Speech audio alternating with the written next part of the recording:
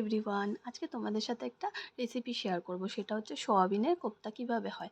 তো দেখো, প্রথমে সোয়াবিনটাকে ভালো করে জলে সেদ্ধ করে নেবে, তারপরে সেটাকে ভালো করে পেস্ট করে তার সাথে একটা সেদ্ধ আলু, ভাজা মশলা, জিরের গুঁড়ো, ধনের গুঁড়ো, হলুদ গুঁড়ো, লবণ দিয়ে ভালো করে, একটু চালের গুঁড়ো থাকলে চালের গুঁড়ো, না হলে বেসন দিয়ে ভালো করে ওটাকে মাখিয়ে একটু গোল করে রেখে দেবে।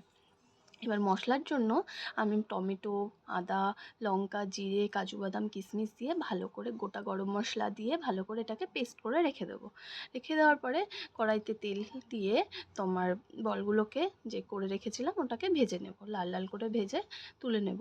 তারপরে ওই তেলের মধ্যেই গোটা গরম মশলা, জিরে ফোড়ন দিয়ে তোমার ধনের গুঁড়ো, জিরের গুঁড়ো, হলুদ গুঁড়োকে জল দিয়ে একটা পেস্ট করেছিলাম, সেটাকে দেওয়ার পরে আমি ওই পেস্টটা যে করে রেখেছিলাম ওটা দেবো, ওটা রেডি করেছিলাম ওটা দিয়ে দিলাম।